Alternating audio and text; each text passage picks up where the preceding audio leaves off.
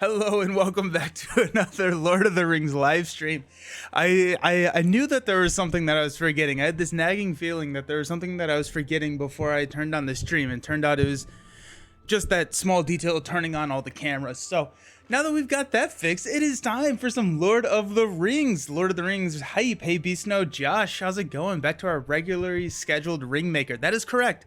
We took a not a break from the saga experience, or not the saga experience, but the progression experience, and we dived into the Fellowship of the Ring saga. Now we are gonna go back to Voice of Isengard, and I did make the decision. We're gonna just replay Fords of Isen.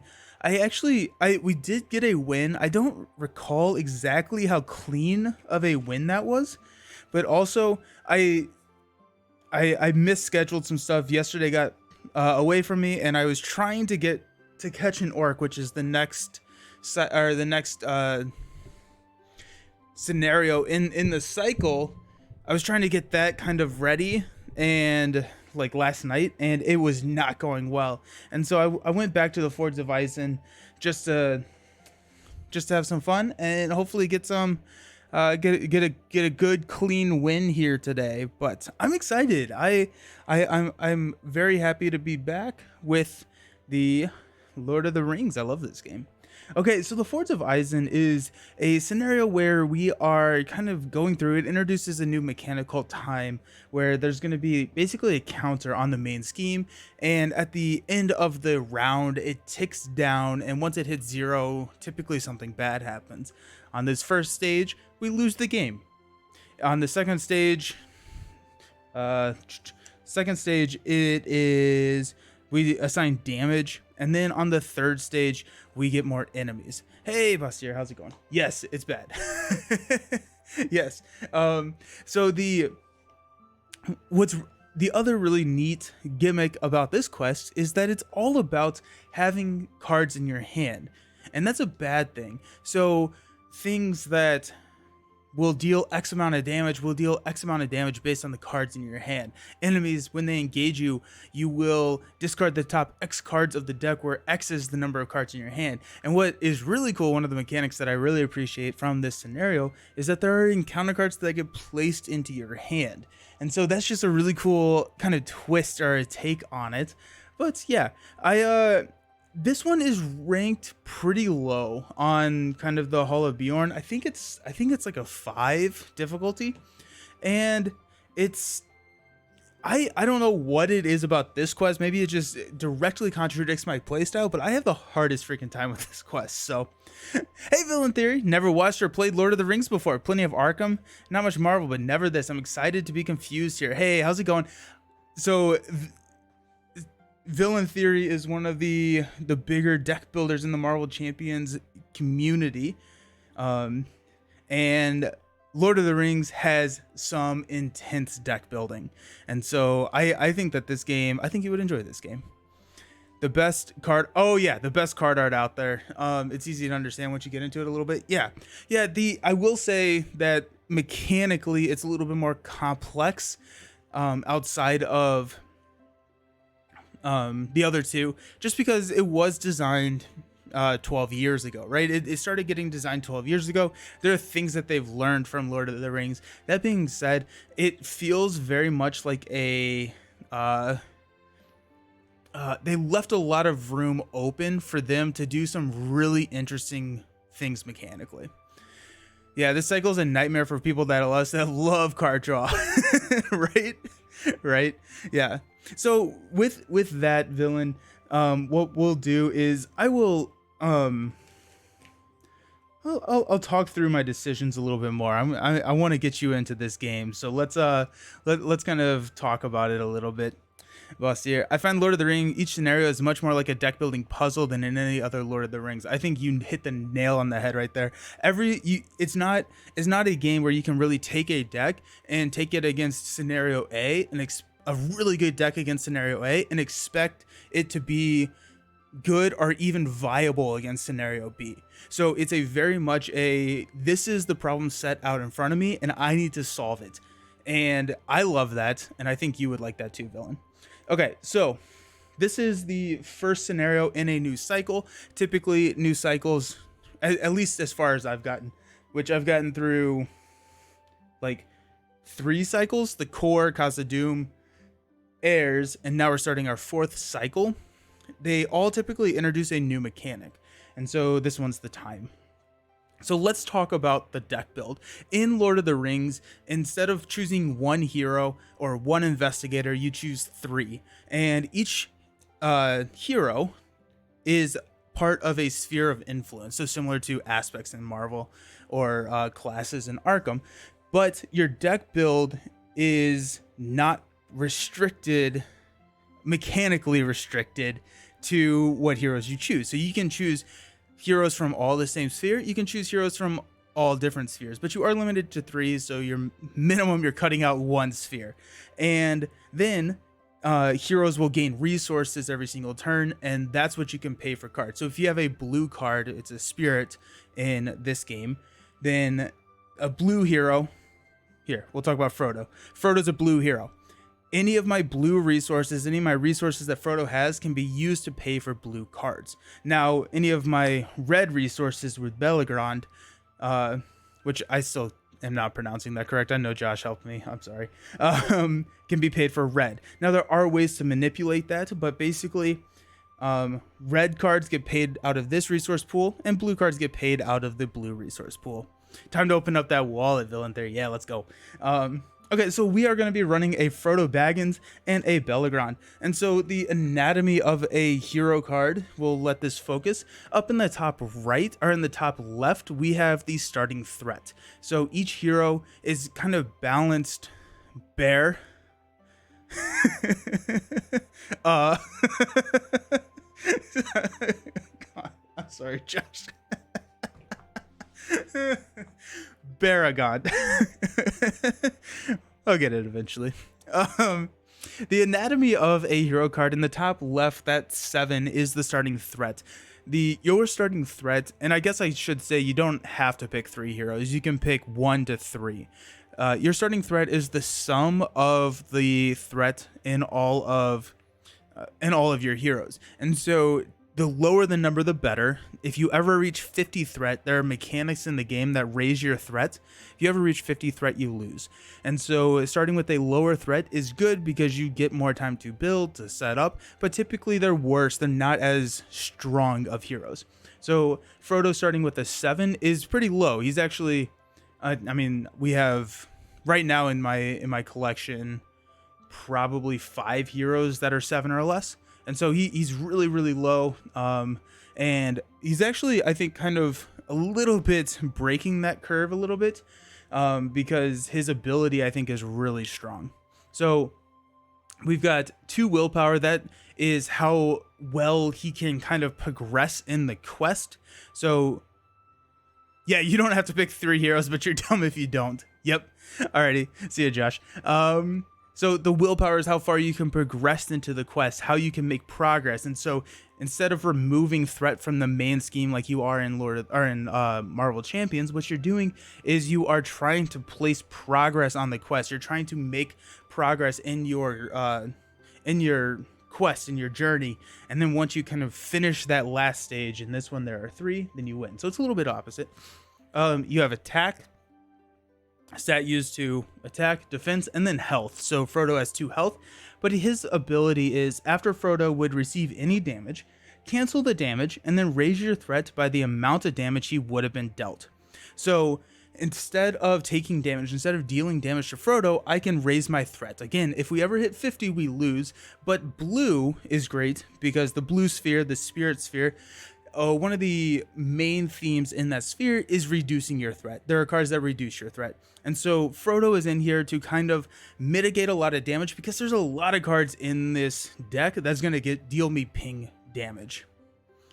Yeah, progressing always does feel good. Yeah.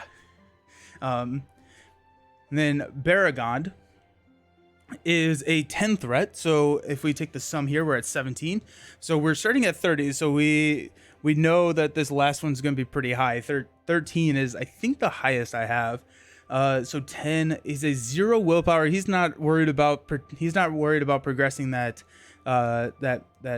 quest at all. He's got 1 attack but 4 defense and 4 health. And then his ability is lower the cost to play weapon and armor attachments on Baragond 4x2. So Baragond is here to defend. There's a lot of enemies in this quest. We want him to defend, and then these are the attachments that I'm looking at throwing on him. So cards in Lord of the Rings decks are 50 cards. You draw 1 card a turn. There are ways to draw more cards, but in your upkeep phase, you draw 1 card a turn. So it can be a little bit hard to get get some of them if you don't have ways to draw. And the other thing that I will say about the deck building aspect is you're not limited to 1 copy per restricted item or like unique card. You are limited to 1 on the table at a time. So you can have 3 Gandalfs in your deck. You can only just have 1 of them on the table at the time. So we've got a Gondorian shield. So attached to a hero, he gets +2 defense if he has the Gondor trait, which Baragond does. This is free for him. We've got 2 of them in here for consistency of draw. We will throw the other one on our 3rd hero if we need to or want to. There are a couple of cards in here that have us discard attachments, but that takes him up to a 6. And then we got the Spear of the Citadel, which is attached to a tactics hero. Tactics is red. Limit 1 per character. After the attached character is declared as a defender, deal 1 damage to the attacking enemy. So once we get our engine set up, again free on Baragond, then just let him defend forever and we'll be fine. A second one in there for consistency of draw. We probably will not throw this on anybody else. We will keep this just in case we are ever forced to discard the spear. And then we've got 1 unexpected courage. Unexpected courage says exhaust unexpected courage to ready the attached hero. So Baragond can help us defend for multiple things. Our last hero is Elrond. Elrond is one of the, I think probably the OP heroes in the game. I think he's widely considered to be one of the best heroes, even with a full collection. He's got a 13 threat, the highest that I've got, I believe. He may be tied with the highest. He's got 3 willpower, 2, 3, and 4. And it says you can spend resources from Elrond's resource pool to pay for any ally. So the 4 spheres are spirit, leadership, tactics, and then lore. So you can use his resources to pay for any ally. And then after a character is healed by another card, heal 1 damage on it. So any healing gets +1, which is great, especially with a lot of ping damage that this is throwing at us. And the reason that he is so good is Vilya. So Vilya is his ring of power. It says attached to Elrond, he gains the spirit resource icon. So once we get Vilya on Elrond, he will be a lore spirit, so he can use his resource to pay for either of those 2 cards. And then we have an action to exhaust Elrond and Vilya to reveal the top card of your deck. You can immediately play or put it into play for no cost to Fable. Otherwise, move it to the bottom of your deck.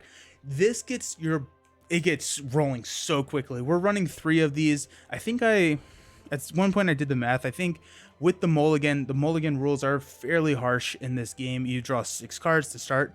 If you don't like it, you can mulligan. You have to mulligan your entire hand. You have to shuffle it back into your deck and draw 6 new cards.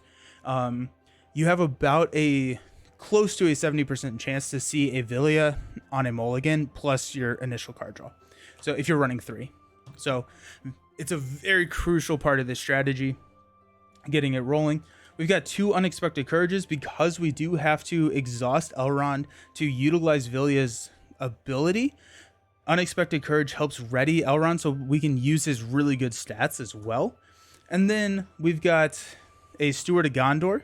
Steward of Gondor is a leadership card. We do not have a leadership hero, so we have to put this into play using Vilya. And Steward of Gondor says exhaust Steward of Gondor to add 2 resources to the attached hero pool. This is going to go on Elrond. We get 1 resource per round. Steward of Gondor is another one of those cards that came in the core set before I think they realized the implications of printing Steward of Gondor. Incredible card, but since he has the flexibility of paying for over half of our deck, Steward goes on him. It also gives him the Gondor trait, so once we do throw that shield on him, it bumps it up to a +2 defense. Unexpected Courage, probably the best card in the game. Don't build a deck that has Spirit without it. It's so good. It's so good. And Stewart is just as good. Yep, totally. And then we got Asphaleth, which is Glorfindel's horse. Elrond's borrowing it for this quest. So it's attached to a Noldor or Sylvian hero. Elrond's a Noldor hero. And then exhaust Asphaleth to place 1 progress token on any location. And we'll talk about locations here in a sec. So those are the attachments. And then the rest of the deck build is basically Ally Swarm. Let's talk about, I guess we got a Test of Will. I don't know, Villain, if you watched the interview that I did with Caleb, but he was talking about a Test of Will, and I said that I wanted a Test of Will in Marvel Champions. He said, well, you're never going to get one. This is a 1-cost card that says cancel the when revealed effects of a card that was just revealed from the encounter deck. So just, I rarely run a Spirit deck without Test of Will. Hasty Stroke is cancel the effects of a Shadow card. Shadow card is similar to like a boost card in Marvel. It's not adding to the attack, but it's going to have a negative effect. We got 3 Galadriel Greetings. That reduces our threat by 6. We got 3 Elrond's Councils. Reduce your threat by 3. And then give another character +1 willpower. Love these cards so far. They seem super interesting. There are so many dimensions to deck building and interactions. It's insane. Yeah, there's a card called the Test of Will in Arkham. It's a little bit, or it's similar. It has a similar effect.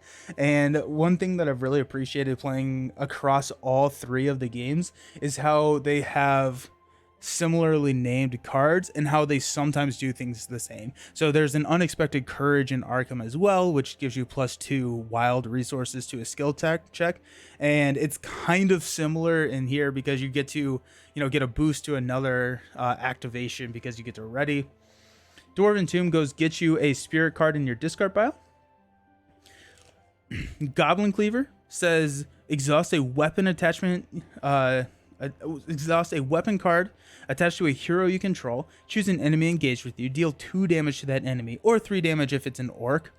And this is in here not necessarily because we are going to be hurting with our combat. We have some pretty good damage in our combat.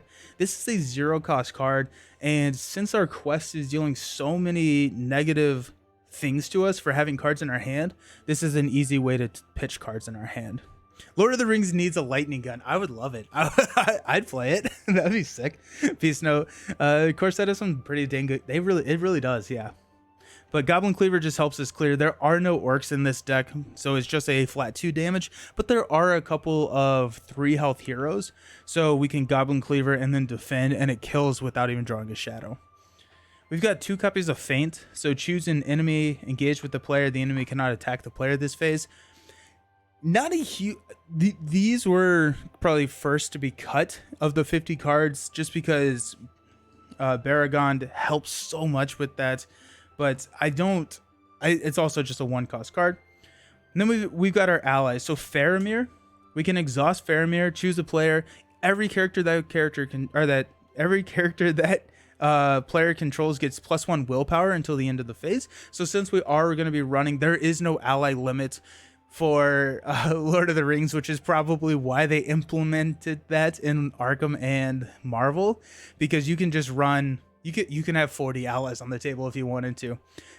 So Faramir gives you +1 willpower to everyone, and since we are running a pretty hefty ally deck, this is going to pay off very well. Again, a leadership card, so we do have to toss him in with Elrond. The power of some of the core set cards cast a shadow over the entire run of the game. Yeah. And they did get kind of cool in their design on some of the encounters where it de-incentivizes some of those, but not necessarily all of them. Like, I still haven't seen one that really hurts Steward. There's a card in here where it says I can't gain resources from card effects if it's in the staging area. But yeah. No ally limit. Yes, no ally limit. We're gonna try and get all of these onto the table. So similar to, I guess we'll talk about Beaufort here real quick. So similar to the hero, it's the same layout of stats, except for instead of threat, you have cost. So up here on the top left, it's a 3-cost card that can only be paid for with Spirit, or Elrond can use any of his resources to pay for allies. And so Spirit can be a combo of here. So if I needed to pay a 3-cost card, I could pay 2 and 1. I could split up the cost. So Bofer is in here to help with questing. He's also in here to combo with the Veteran Axe Hand, and then the Ebor Battle Masters. The Battle Masters get +1 fight for each other dwarf ally that we have in play. So just getting more dwarf allies out there and letting them do the big swinging. Big fan of that. We have Gildor. Gildor says to exhaust Gildor to look at the top 3 cards of your deck. Choose one of them, swap it with a card in your hand, and then rearrange the top cards of your deck. This helps with Elrond getting, if we draw into like a Steward of Gondor, we can never play that card, so we can swap it back out with the top card of our deck, and then we can utilize Vilya to play it. But also Gildor, my favorite thing that I've used Gildor in with this scenario is the cards that get put into our hand from the encounter deck, we just bury them in our deck. So we'll use Gildor combined with Stargazer. Stargazer looks at the top 5 and can rearrange to take those encounter cards and just bury them deep into our deck so that we don't have to worry about them anymore. We've got 2 copies of the Gondalorian Spearman. We got 2 copies of Warden of Healing. Now, Warden of Healing, exhaust Warden of Healing, heal 1 damage from up to 2 different characters. Then that is a 2 damage. So with Elrond, that instance gets bumped up by 1. I like the fact that some of the core set cards were so strong, it helps you make you feel like you're playing the... That's true. Yep. We got 3 copies of Northern Tracker. After Northern Tracker commits to a quest, place 1 progress counter on each location in the staging area. So locations in the staging area are hindrances to where you're trying to go. You have to kind of explore them because it's all about exploration. The theme is exploration in this game, and so you can move to your active location. This is kind of like where you are at the time. So you move to the active location and you can explore them. This is the staging area. This is what you're comparing your willpower to every round. So whenever Northern Tracker commits, we get to place a token on every single location in the staging area. Another one of those cards that's pretty broken, but they did do a good job of kind of balancing that out for some quests.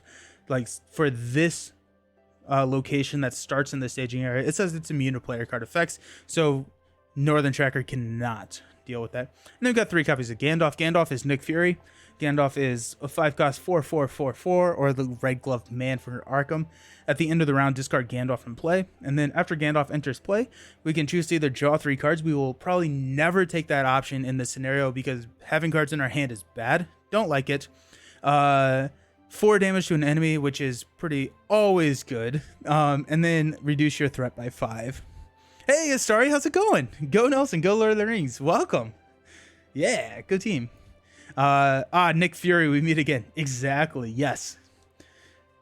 Okay, so that's the lineup. We're starting with 30 threat. I am starting with 4 scoop counters. In our last stream, we had 3 scoop counters. I'm just going to count the previous play to say that that's a 4th scoop counter. I meant to go back and watch the video, but that was I ran out of time. I did see that we got a win. I don't recall if it was clean. I don't think it was. I think that we missed a couple, or I missed a couple of things. So I just bumped that scoop counter up to 4. So 50 cards. We get to draw our cards before we do any of the setup, and so we will draw cards and we will resolve mulligans. What we're looking for here is Vilya. Vilya is what we need. It doesn't really matter if we see a Vilya in our opening hand, we're not mulliganing, just because that helps with that. Outside of Vilya, it'd be great to see some armor or a Spear of the Citadel for Belagron. It'd be great to see a Warden of Healing just to kind of get that out there. It would also be really nice to see a Stargazer. We got a Spear of the Citadel, so we got Belagrons. We got a Gandalf. Okay, so Baragond is sitting here ready. Oh, we got a feint. Oh my gosh. I don't know how or if I would change this hand. Maybe a little bit. I would probably swap out Gandalf for a Stargazer. But outside of this, I mean, this is, if I could set a hand, this is very, very close to what the hand I would set. So, very cool. Okay. So we're not going to mulligan. We're going to keep that hand because I like that a lot. And let's read our setup. Fight at the ford. Riding north to the Gap of Rohan, you come across a battle at the fords of Isen. A small number of Rohirrim have taken defensive position on the islet of the river's center, where a large force of Dunelings assails them. You must move swiftly, lest the river run red with the blood of the Rohan. Set up. Add the islet to the staging area and attach Grima to that location. Each player searches the encounter deck for one different Dunelin enemy and adds it to the staging area. Shuffle the encounter deck. So, what I have found is, since we don't have a Warden of Healing, we don't want to grab this guy who attacks whenever we draw a card. I don't like that. But we're going to take the Dunlin Tribesman. So we'll take the Dunlin Tribesman. So when revealed, each player draws a card. It is added as not when revealed. And then forced, after a player draws a card, he gets +1 threat until the end of the phase. So we'll talk about threat here in a second. But he's got a 4 attack. Since we do have that sweet shield, we have a 6 defense. I think the only shadow effect that we have is discarding an attachment, or the worst one is discarding attachments or all attachments if it's undefended. That's horrible. Or I think +2. So I think we should be fine no matter what. Okay. We advance to 1B. Time 5. So this is the new mechanic that they introduced in this expansion. So we're going to start with 5. This ticks down at the end of each round. It says, forced, after the last time counter is removed from the stage, discard Grima from play. The players cannot advance unless the first player controls Grima. Grima is attached to the islet. The islet is a 1 threat and 1 progress counter. So we need to place 1 progress counter on the islet in order to discard it. And then while the islet is the active location, each Dunlin enemy gets +1 threat. Victory 1 goes into the victory display. And then Grima is an objective ally. He's a 2/1/2/3. If free of encounters, the first player gains control of Grima, and action exhaust Grima to draw a card. I love the flavoring around this, right? Grima is Wormtongue, the schemy person, but also just I just think it's hilarious that you don't want to be drawing cards in this scenario, and his ability is to draw you cards, and so it's kind of leaning into the enemy's objective. And then if Grima leaves play, the players lose the game, which is surprising. I kind of was hoping that he would leave play, but that's just me. So time 5, if we lose, then we discard Grima and we lose the game. Such a troll, right? Right? He does have a 2 willpower, which is excellent. So okay, so we got our enemy, we've got our mulligan. We are ready to start the top of the round. So the first thing you do in each round is you give everybody 1 resource. Love it, right? Give everyone 1 resource and then draw a card. Since we drew a card, he gets +1 willpower, or +1 threat. We got a Dwarven Tomb. Dwarven Tomb is not exactly what we were looking for, but here we go. So we can lower the cost to play weapon and armor attachments on Baragond by 2.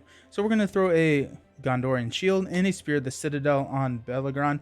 Just already setting them up. It's incredible. Love that in the opening hand.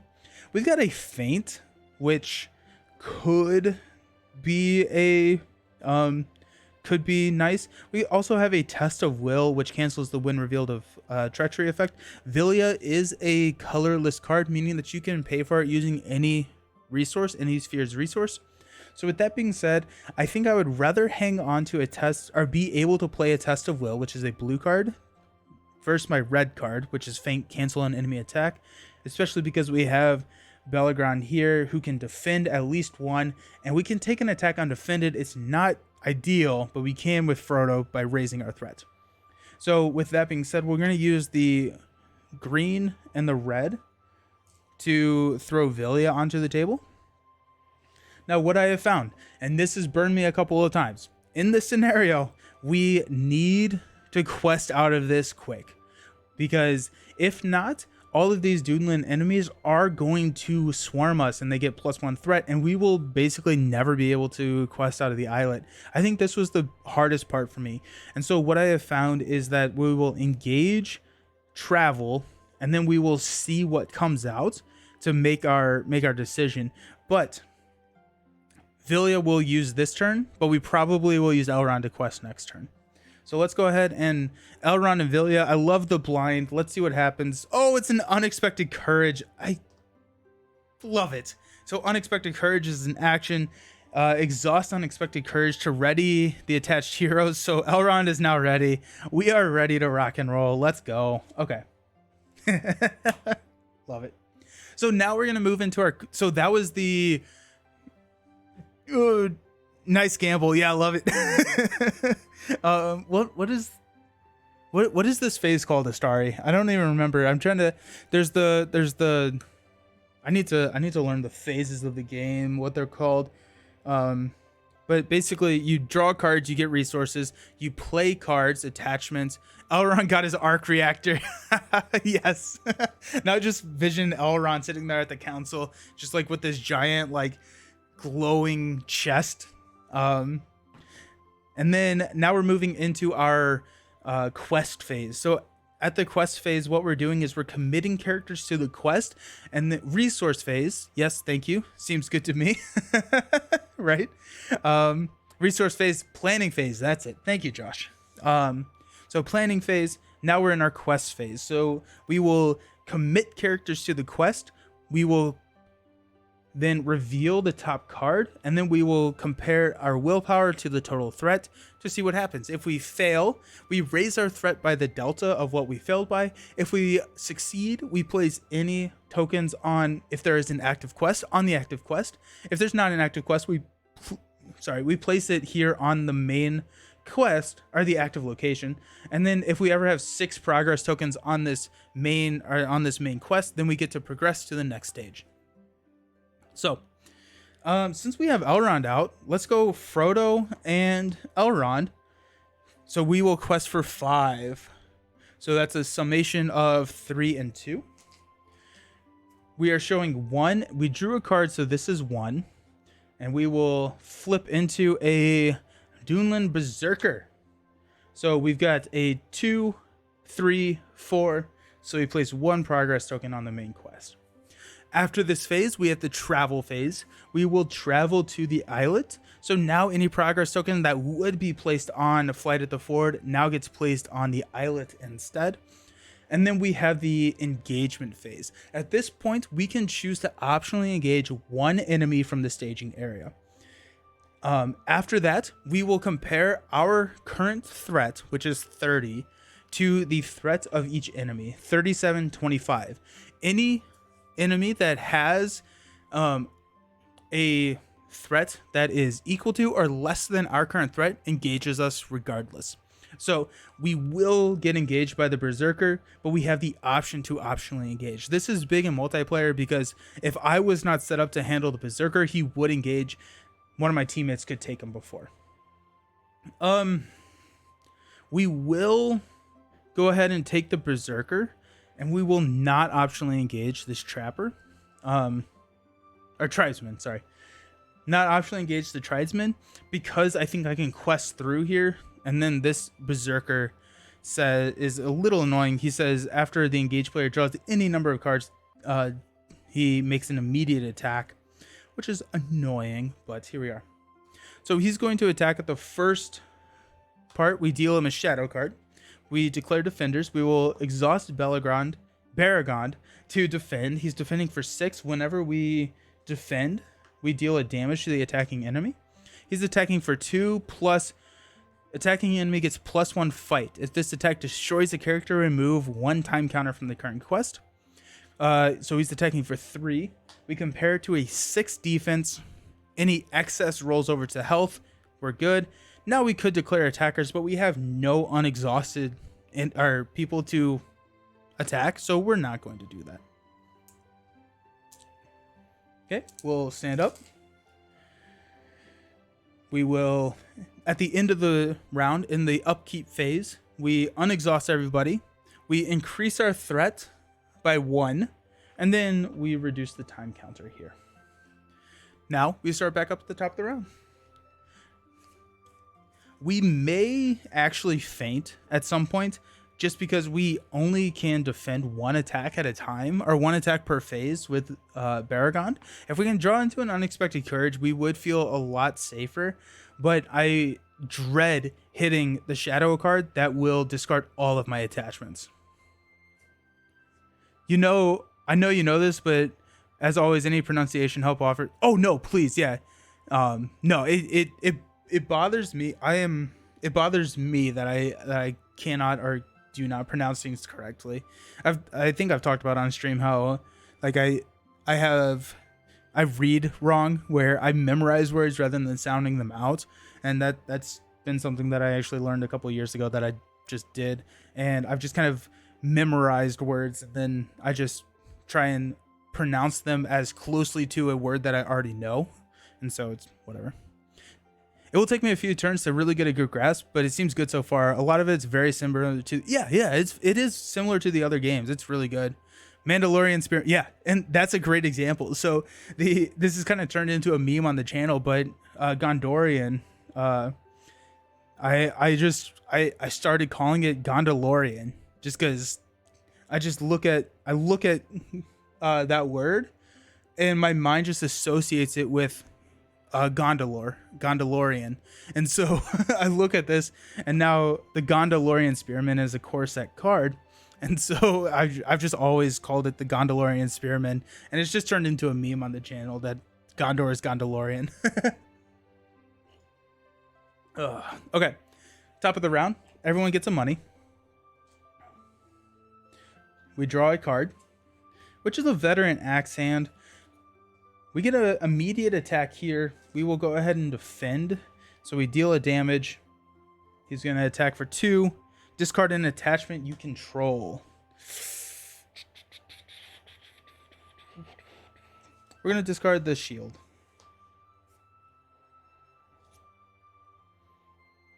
He has the 4 defense.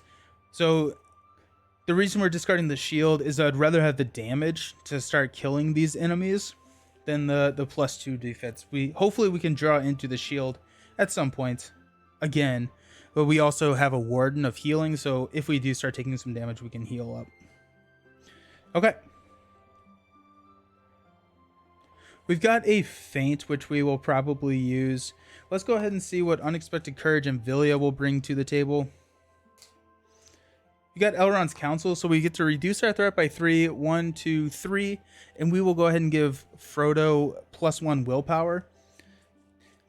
We got a 1 up here, so let's go ahead and move into our questing phase. We will quest for 3 threes, so that's a total of 6 quest points. We're showing 1. That should be good enough. This is a 3 after the Dunlin Raider engages a player. That player must deal X damage, where X is equal to the number of cards in their hand. I love engaging him when we have a Gandalf in play. Since he's going to go away at the end of the round, throw all the damage on Gandalf. So we quested for 6. We're showing 3, 4, so we're good. We place 1, and then we roll 1 over. That goes to the victory display, and we gain control of Grima. Boo. Oh, sorry. Okay.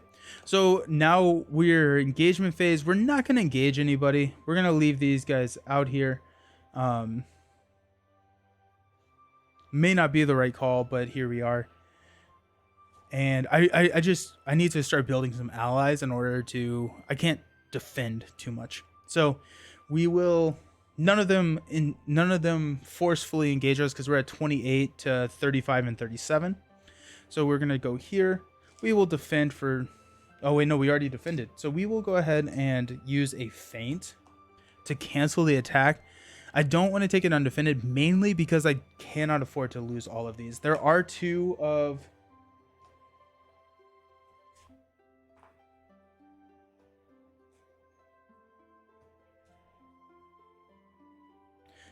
I think there are 4 shadow cards that discard attachments. So we will cancel this. This had no shadow effect. We would have been fine, but here we are. Okay. So refresh phase, we're going to unexhaust, unexhaust, unexhaust. Decrease this down to 3. Top of the round, we will pass out money. Draw a card. Just another Gandalf, okay. Immediate attack here. We will go ahead and defend with Baragond. Deal a damage. So he's got 1 health left. So hopefully we can kill him soon. Okay. Villia and Unexpected Courage. Roll. Shake the magic 8 ball. Let's see. We got a Northern Tracker. Okay. Start building those allies out. We got Gandalf. I'm actually thinking about dropping a Gandalf right here just to kind of get us out of this bind. We also have a Elrond can pay for any ally, so we can go 1 and 1 to throw a veteran axe hand out here just to help with some attack. That leaves us with 4. We want to keep a test of will, so is it better to drop the veteran axe hand now or the Gandalf? I think it's better to drop Gandalf at this point. So if we go 2-2-1, Gandalf can deal 4 damage to kill this guy here. Actually, we can go let's just kill him. 4 damage to kill the tribesman. I just got Marvel Champions and found your content fun and informative. Oh, that makes me so happy. Thank you. Awesome. Yes, Marvel Champions is phenomenal. Sweet. Do you have a favorite hero yet? Villain, it's weird to me to hear unique allies referred to in plural. Drop a Gandalf. It sounds like a new dance move to me. Yeah. Yep. Yeah, that's funny. Yeah, it's the multiverse. We have 2 Gandalfs now. The other thing is that you won't reshuffle your deck. So if you deck out, you're done. You don't get to reshuffle and get your cards back. No, there are cards that will shuffle cards back into your deck, or your entire discard pile into your deck. I thought about running one of those, but we're not. Drop a Gandalf. I love that. Not yet. Done a couple to learn the mechanics. Nice. That's awesome. Well, if you ever have any questions, please do not hesitate to reach out and ask. We do have a Discord, which the people there are super nice and super friendly to help. The link should be floating around somewhere. Also, I think the command Discord works. I invite you to join. We'd love to have you over there. But yeah, welcome to the game. It's a great game. It's a fantastic game. So I'm so happy that you're here. Okay. Veteran Accent or Gandalf. We're going to drop Gandalf. So we're going to go 1... I guess we'll use all of Frodo's. Elrond's resources are more flexible, so we'll go 5 there. So it's 3, 4, 5. Drop a Gandalf. Gandalf coming in. We get to choose to either draw 3 cards, deal 4 damage to an enemy, or reduce our threat by 5. We will go ahead and... We're 29. We'll deal 4 damage here. Just kill him out. Get him out of the staging area. Now, at the end of the round, we are going to be discarding him. So what we'll do is we will go ahead and engage the Raider, because the Raider is going to deal us 4 damage. We can drop 3 of that damage minimum on Gandalf. I still want Gandalf for the combat phase so that we can have him take care of that Raider. And so we do have 3 turns to quest through before we lose. And so with that, I'm going to go ahead and quest for 2. Let's count this out. So we got 2, that's 4. We're showing 3. I'm okay with that. I think if we leave everybody else out and up, then yeah, I think if we leave everybody else and out and up, then we have an answer to combat, right? So we can kill here. We want defenders, right? So we've got a defender here, which will be Gandalf. We've got a defender here. And then we can swing back with Elrond to kill. And then this guy's going to hang out and just be engaged with us. Okay. So we're questing for 4 against 3.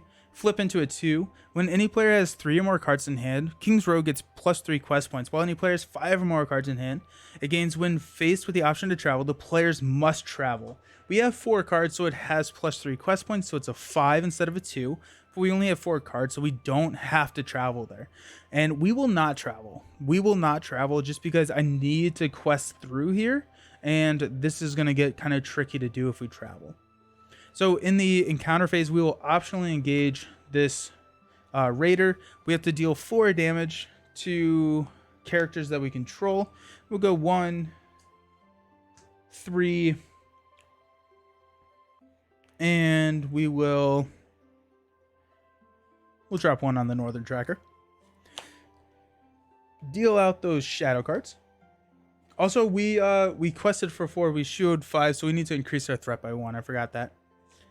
Okay, so let's go with a defend of 5 here to 4. There's no shadow effect, and so Gandalf actually, well, doesn't die. He's like Professor X. He just goes and does other things. He gets bored. We used him as a meat shield. He's not appreciative of that. And then we've got let's go Elrond, defending 2. Attacking enemy gets +1. Or +2 if they have 3 or more cards. So it is +2, so he attacks us for 4. We have 3 defense, so we throw 1 damage on Elrond. Now we're going to declare attackers. Northern Tracker is going to kill this guy. Goes into hibernation. Yes, I love it. Yeah, Gandalf is hibernating with Nick Fury, Professor X, and the Red Glove Man. Cool. Okay, at the end of the round, I want a Stargazer. Give me a Stargazer. We will stand up. We will drop this down to 2. Now, we do need to push through probably this round. We increase our threat. Top of the round, we'll draw a card. We got a Gladrium's Greeting. That's nice. It's not game-breaking or anything. It'll be nice to play later. Got 1.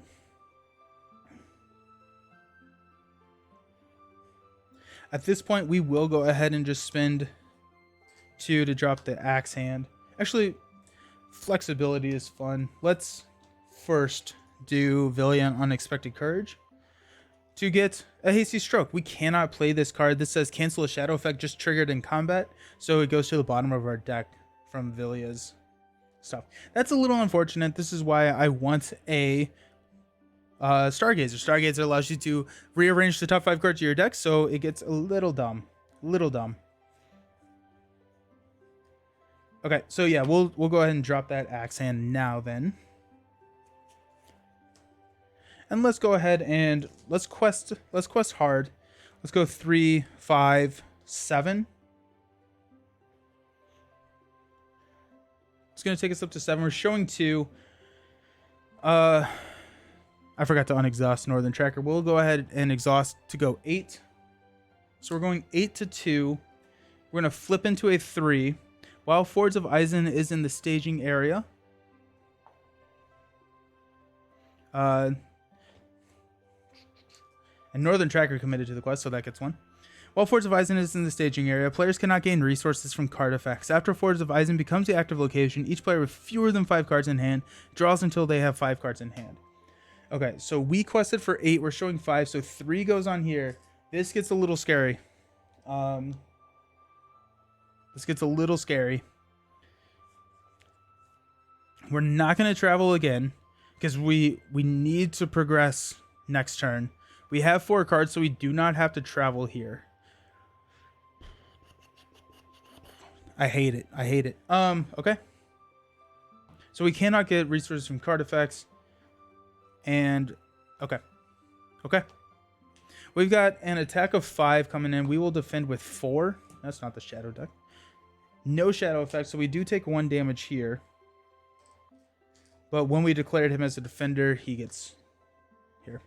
Veteran Exan could swing, but he's not going to get past the defense. So we will just go ahead and stand up. We have to progress this turn, which means we will probably drop the Gandalf. We'll drop a Gandalf again. The new dance move. Increase to 32.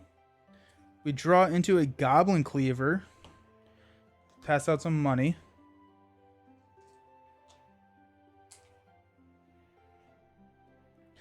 I think we have to drop Gandalf. I well, let's see what Villian Unexpected Courage give us. Dwarven Tomb. Oh wait, actually we could play this. No, we can't. Oh, we can. We get Elrond's Council. So Dwarven Tomb, return 1 spirit card from your discard pile to your hand. Our only spirit card is going to be Elrond's Council, which does help. It's going to reduce our threat and give us a little bit more willpower. Okay, so let's count up what we have right now. So we can quest for 2. We have Elrond's Council for 3, 6, 7, 8, 9. We're showing 5. There is a chance we surge out of this thing.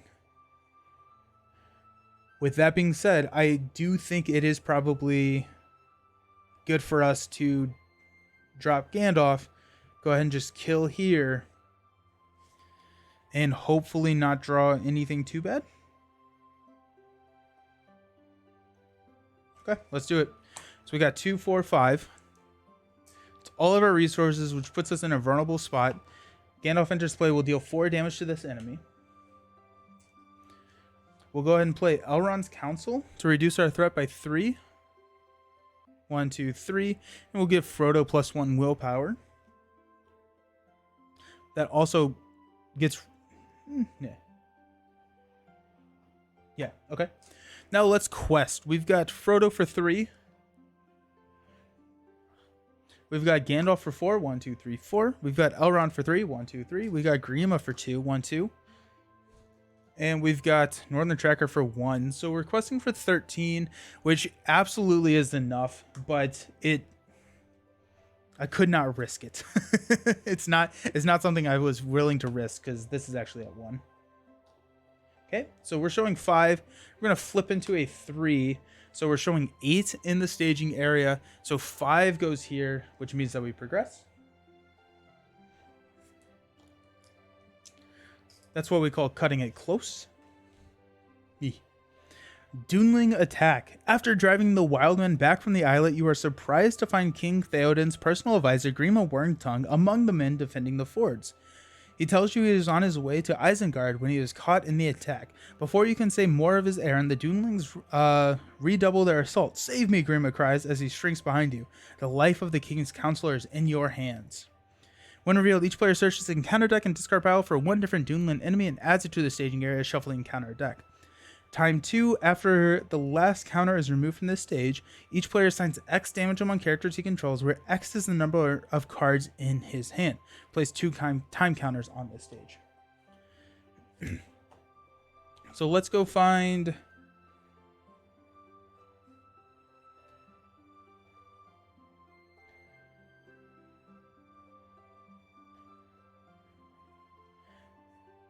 Hey, so Astari, Josh, rules people. Really enjoying this fire. Appreciate the explanations. Yeah, of course. Josh, Astari, when cards are added to the staging area, if they have Surge, does Surge activate? Or is Surge only when revealed in this game? I never can remember across these.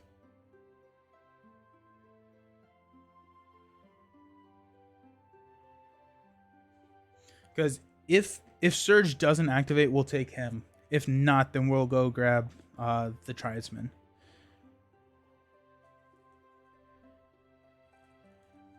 Never remember. The Berserker would be nice if we had an Unexpected Courage.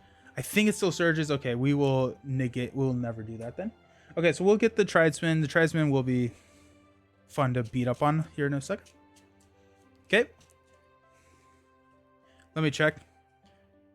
I thought it did. I think Surge... I thought Surge always happened. Can't remember if it's different. Yeah. That's the hard part about playing multiple of these games, is like those nuanced rules. They're just different on some of them. Now, we don't have to go here.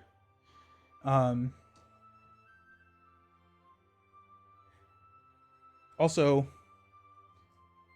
this has a...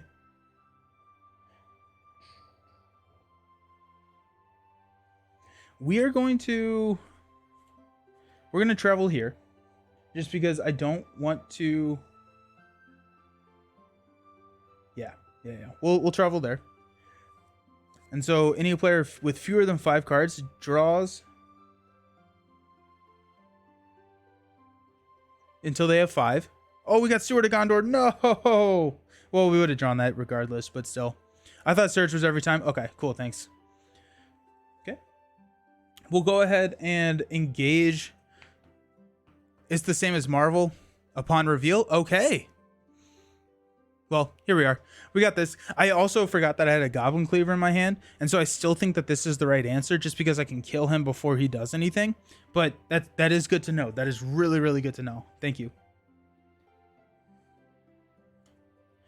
Actually, no new information is... Well, I guess I drew a card, but like no new information. So the other option would be to grab this guy. After he engages a player... Nope, not that one.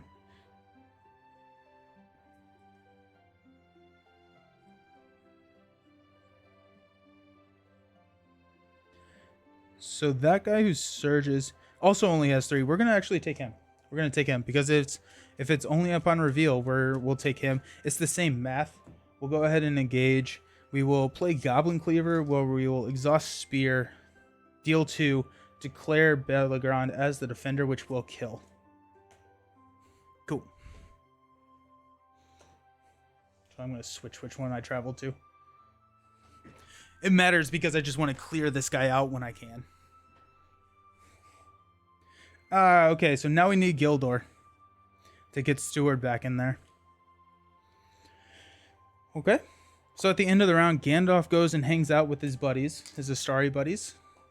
He's hanging out with Astari right now. Unexhaust everything. Increase our threat to 30. Draw a card. We got a Ebor Battlemaster. Okay, all right. I'll take it. We will pass out... Oh, also time. Pass out some money.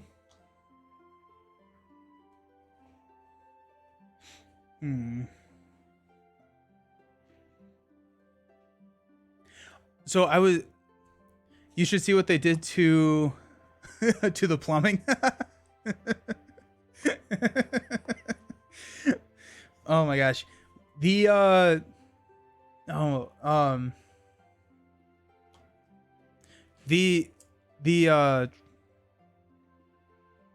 okay, no.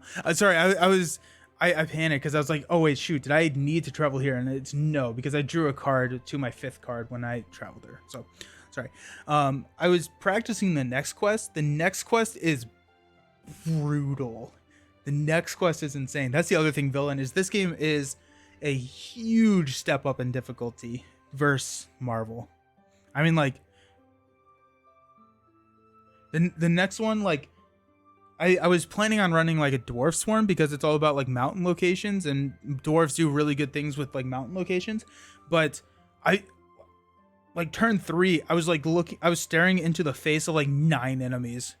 I was just like, I'm not quick enough.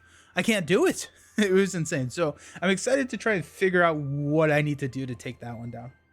Alrighty, Villia and Unexpected Courage are going to gift us a Gondorian Spearman. Let's go. Alrighty.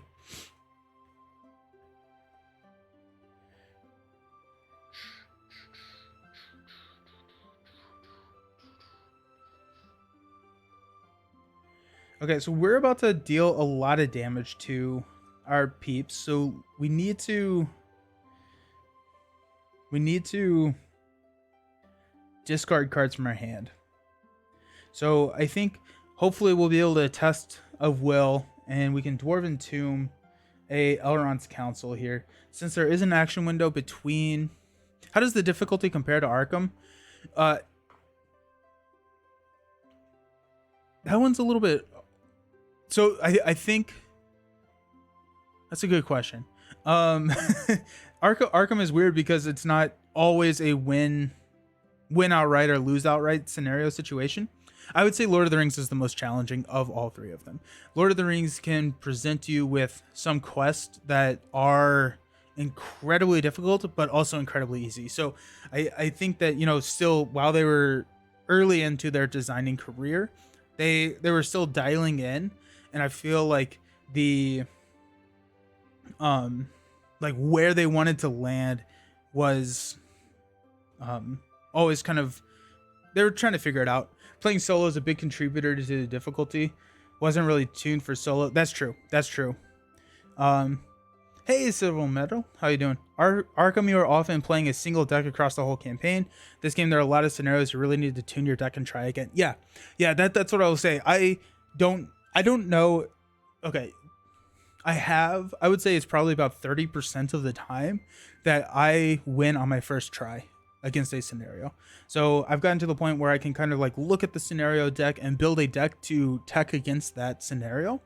But typically I lose and then I adjust, lose and adjust, lose and adjust.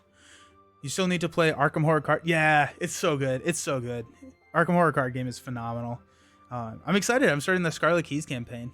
I'm excited to do that. Okay.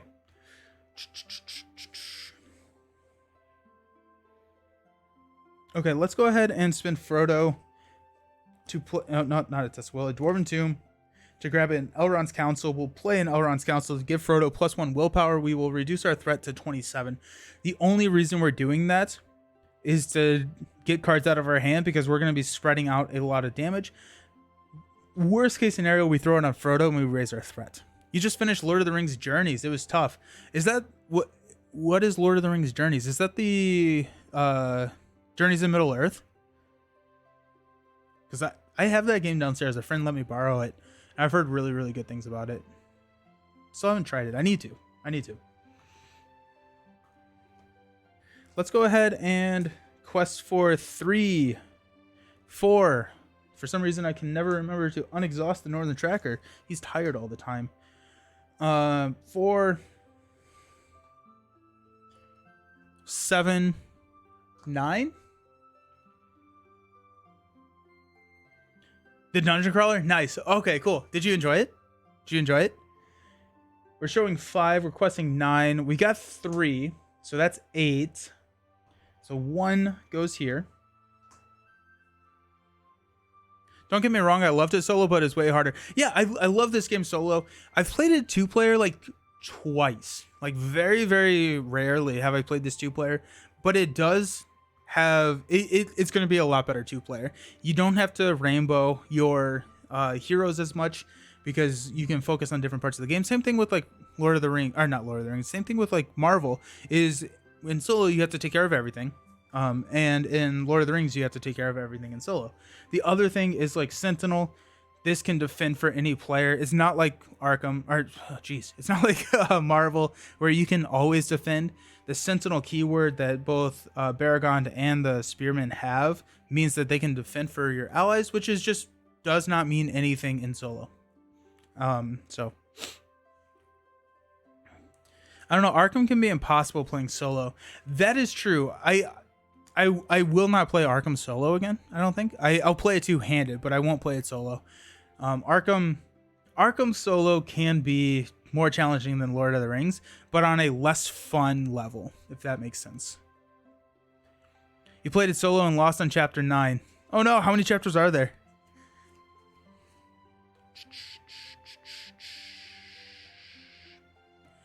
Okay, so we've got this guy.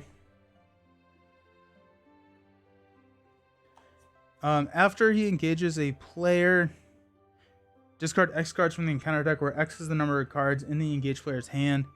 Put the topmost downland enemy engaged this way into play, engaged with that player. Don't think I am necessarily ready for that. I need to build a little bit more. We'll take the damage though, so that'll probably be fine. So we won't engage. We're good. We will unexhaust. Remove time counter. We deal 4 damage among characters we control. So let's go Elrond, Northern Tracker,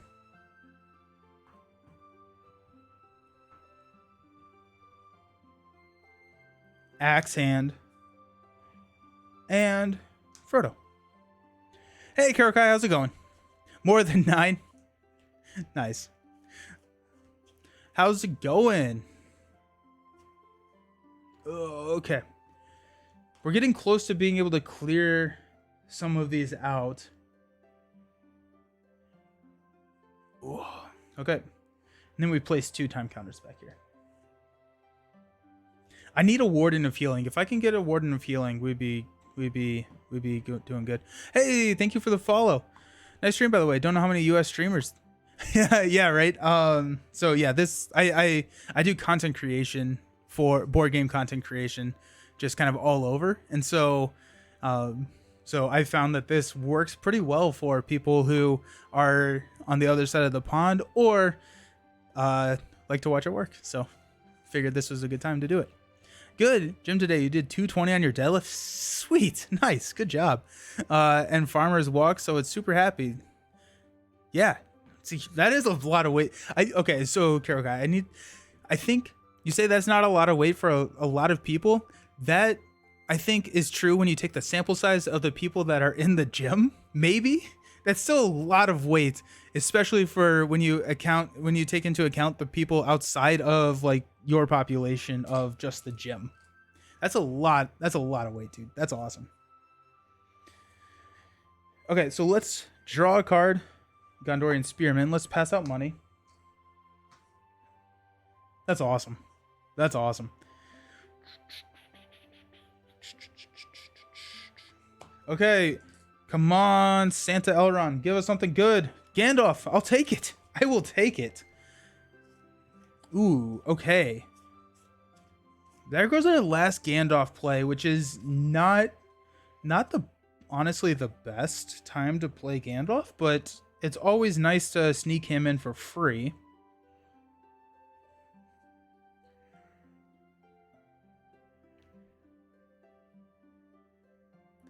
Reduce our threat by 5. We're at 27. We really don't need. We have a greeting.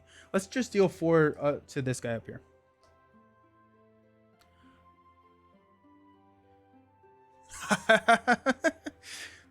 Okay, let's go ahead and go 3. Elrond can pay for any allies, so we're gonna drop a Battle Master. Battle Master is now at a 2 attack. We've got a Test of Will that we can drop, so we're feeling pretty safe there. Let's go ahead and start questing. I think Gandalf will quest at this point. We still don't need to engage here. But if we do engage there, this is a time we could engage there. If we engage there, Gandalf can... Or I guess... I like having the Gondorian Spearmen out here for that final defend. He's got 2 health left. He's attacking for 5. I don't want to defend with Baragond just because he's only at a 4 defense. We have not seen a Warden of Healing yet. So if we take him, we can tank with Gandalf and we could swing back with 2, 4, 5, which would kill. Okay. So that keeps these allies out from questing. Northern Tracker will quest. So this gets +3. So this will clear next turn, thank goodness. So will this. Okay, we're about to be in good company. So we will go 1, 3, 5, 8. Questing for 8. We are showing 8. Flip into the Dunlin Tribesman. Each player draws a card. Do we Test of Will this? That'd be hilarious. No, we don't. Drawn to Faramir. We should have Test of Willed that. No, we would have drawn it anyways. But now we have our 2 leadership cards in our hand. Where's Gildor? This is 1, 4, 7, 9. We increased our threat by 1. Let's go ahead and engage here. After he engages the player, discard the top 5 cards of the deck. So 3, 5. 1, 2, 3, 4, 5. Put the topmost Dunlin enemy discarded this way into play. So we got the Berserker. Okay. That's fine. pass out these shadow cards. This 5 attack we will tank with Gandalf. Let's see what happens. We got 5, no shadow effect. So that deals 1 damage to Gandalf. Also, any undefended attack in this game, the damage has to be assigned to a hero. It cannot be assigned to an ally. So and we got a 2 attack here. We'll defend with Baragond. Deal a damage. No shadow effect. Take no damage. Now we are going to declare attackers. We will attack with 2, 4, 5 to kill this guy.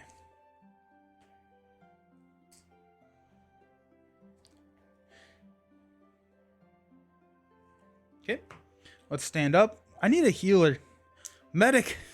Medic.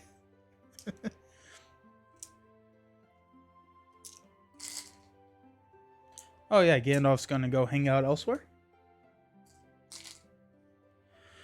Increase our threat to 29.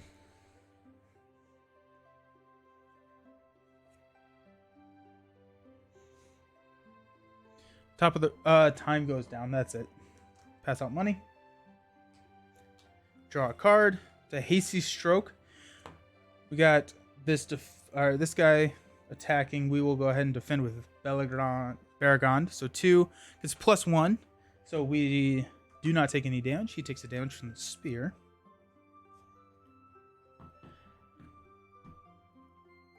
Okay, so what's really nice here is this Northern Tracker will clear both of these from the staging area. So we will be able to clear this out. So we're only looking at 1 threat here. Which is... Oh, actually, I never thought about it, but Elrond with 4 resources can pay for Faramir straight up. Because he can pay for any ally. Nice. Let's go ahead and go 1-1. Nope. Flexibility. Let's go ahead and see what Villia... Santa... Northern Tracker, let's go. Okay, so now locations start to get cleared pretty easily. We stack in this game because table space gets very, very tough. Now we will go ahead and get a Spearman out there. Spearman's not going to survive very long, I don't think. We do have... No, we have a Test of Will and a Hasty Stroke. We'll hang on to our resources. We can play a Greeting, reduce our threat later. So we're going to be showing 1. Let's go ahead and commit Northern Tracker here. That's going to clear everything. Oh, that's... Whew, that feels good. So we're showing 1. We're committing 1, 3...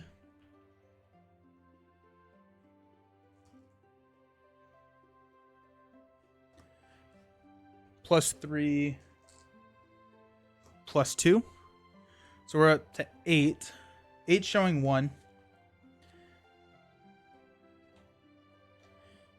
Flip into Gap of Rohan. While Gap of Rohan is in the staging area, Dunlin enemies get +1. This is a 2. So we're showing 3. We quested for 8. So 5 rolls over, 3, and then 2 rolls to the main. Travel phase, we'll go ahead and travel here just to get that out of the staging area. And we've got... We're not going to engage this guy up here. That's fine. We're about to take a ton of damage.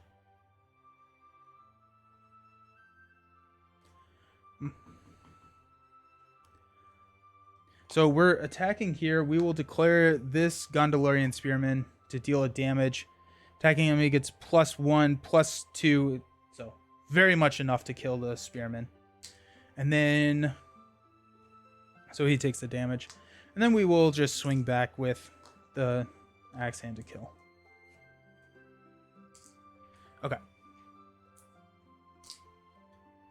Now this is where it gets a little interesting. We have to assign 2 for 5 damage.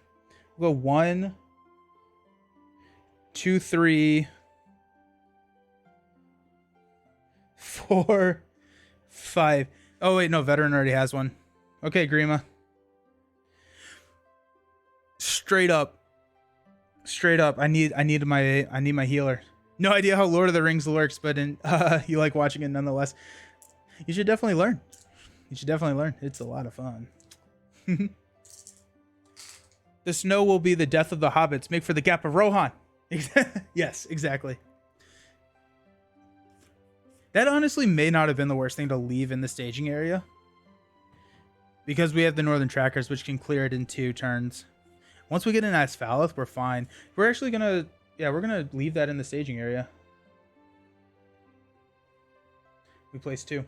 Okay, give me that warden. Got a goblin cleaver. That doesn't help. Pass out some money. Or a stargazer. A stargazer would also be nice. Come on, Santa. Give me something good. Test of Will moves to the bottom of our deck. We've whiffed on Villia twice. Just to be clear, it's a quote, not gameplay advice. Fair. Also, we don't have any hobbits, so we're fine. Okay, we're sitting with a good amount of money. Let's just hang out. I think we're just gonna chill. Let's go ahead and quest for 2 here. Which will place 2 here. We got 4. 7. 7 showing 3. Flip into. When revealed, each player draws 1 card. Each player raises his threat by 1 for each card in his hand. We will go ahead and play a Test of Will to cancel that. Okay. We will go ahead and engage the tribesmen. We will exhaust Spear the Citadel for Goblin Cleaver. And then we will declare Gondorian Spearman as the defender, which will deal the 3rd damage. Sweet. Healer, medic, come here. Where you at? We're gonna have to make some tough decisions if we don't have a solution to this medic problem next turn. Whew. Okay, so we're gonna go up to 30. Give me the medic. It is the medic. Yes. Oh, beautiful. One. Let's go. Alrighty. Oh, well, that makes... Gosh, dang. That is a freaking sick pull. Let's go Villia, Unexpected Courage. To get an Unexpected Courage, let's throw that on Baragond. So now we can defend for multiple times. We're going to go ahead and spend 2 to play the medic. We will use the medic to heal 2. After... we can spend 2 lore resources to ready him up. We don't have that yet, but we do have the cards to spread stuff out now. Let's go ahead and go 3 for the greeting. 1, 2, 3, 4, 5, 6. Take us down to 24. And then I guess we also have Frodo. We could have just raised our threat because our threat is at 24. We're feeling pretty good about the threat. Dwarves are natural sprinters. Yes. I'm so afraid to get into this game too. You have Lord of the Rings already, but so deep in the Marvel Champions rabbit hole. Yeah. This game, okay. So I know it's kind of like, I love this game. It's an excellent game, and it is kind of my job to tell you to buy this game and play this game. That being said, take that with a grain of salt. You should get this game. This game is phenomenal. Is this the revised core set? It is not. So this is actually like cycle 4. We're kind of into the game a little bit, but this is the time to get into the game. This is a great time to buy into it because of the revised core set and how they're repackaging everything. So they've repackaged Agmar. They've repackaged, or they're working on the repackage of Dreamcase Chaser, I think is what, and I've heard excellent things about those. I have not gotten there in my progression. I'm playing it like kind of through as if it was coming out today, and I've not gotten there, but I've heard just phenomenal things about those. And since they have like the revised core set, they have the starter decks. This is a great time to buy into it. You should definitely buy it. Okay. Let's go ahead and go Northern Tracker 1. That will clear this. Yeah. Toss that money out. We got 2. So that's 3, 6, 8. No wait. 1, 3, 6, 8. I think I counted it wrong somehow last time. 9. Yeah, we'll go 9. 9 showing 0. We're gonna flip into a 3. This is an excellent time to engage. Well, we have 3. There's 3. Showing 3. We're gonna place 6 progress tokens. We got 2, 4, 6. We need 14. Also, respect for you changing fonts, threat HP to token. Yeah, right? I love them. Thank you. Thanks. Alrighty. So should we engage this dude up here? We have the ability to defend. I think no. I think our questing is better than our attack power right now. Well, actually, I don't know. We got 2. No, we're gonna stall. We're gonna stall a little bit. I don't think I know this game. How is it? Also, are you too? I'm doing very well. Thank you for asking. This game is Lord of the Rings, the living card game. If you know Marvel Champions Arkham Horror, it's kind of the game that preceded them. So this game, I think, was designed in 2011, and it ran its course for about 10 years. So there's about 10 years worth of content for the game, but it is very similar to cooperative living card game. That is, the way that I describe it compared to the other two.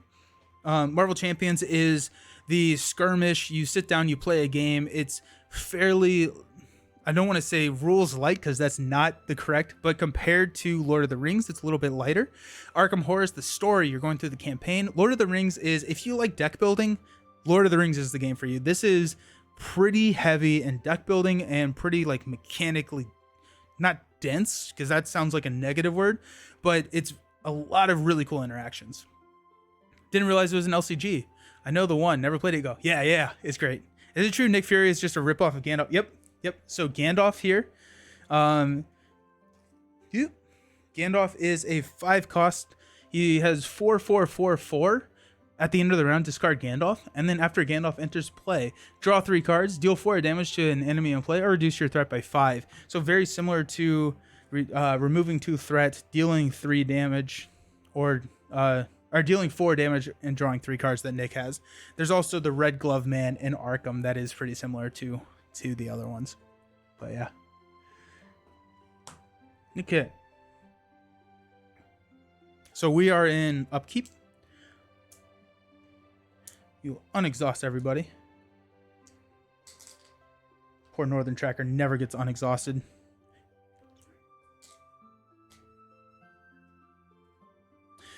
Increase our threat. Time counter goes down. We're going to deal out 3 damage. That 3 damage is going to go 1 on Elrond and 2 on Baragond. We'll place 2 time counters back. And increase our... Did I already increase our threat? No, I don't think I did. We're up to 26. We got another Unexpected Courage. How sweet. I'm so glad we got our medic.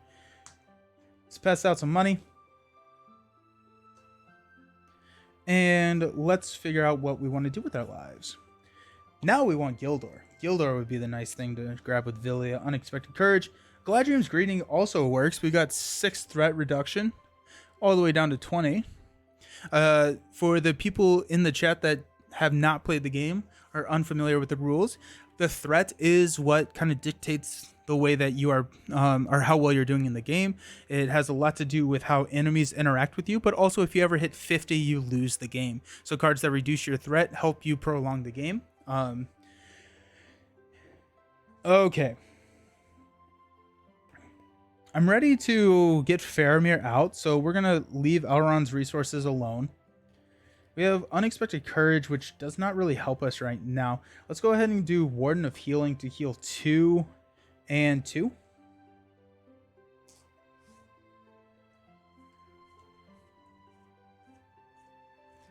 And let's quest our way to victory here. Or not victory, but let's quest. We got 2. 4, 7, 9.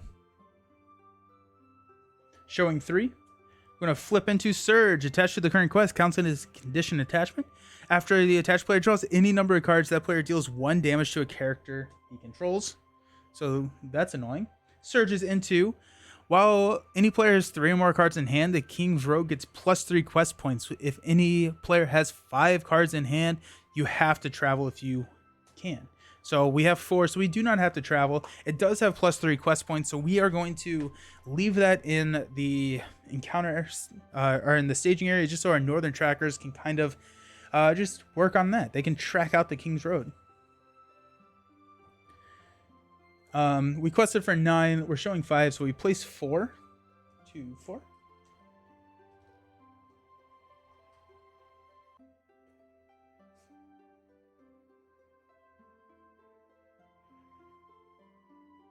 I don't think I ticked this down last time, did I? I don't think I did.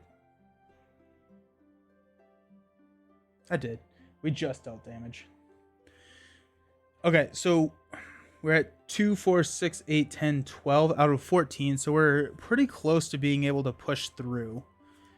With that being said, we're not going to travel to King's Road. This guy is annoying. Let's... Actually, you know what? We only have 1 card. So if we engage right now, and this is not an enemy, we are feeling pretty good about that decision. So let's go ahead and engage.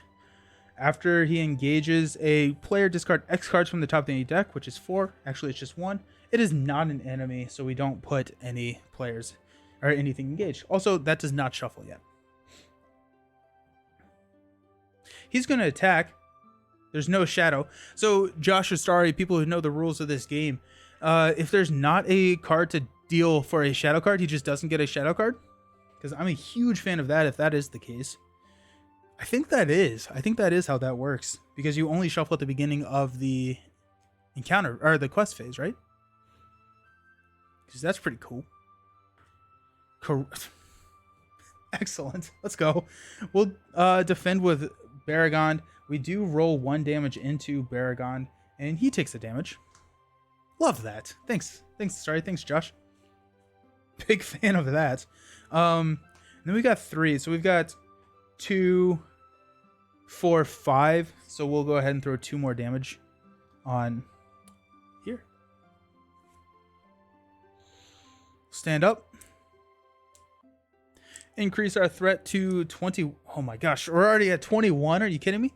Hey Sam, how's it going? Good to see you play Lord of the Rings again. Yeah, excited to get it back.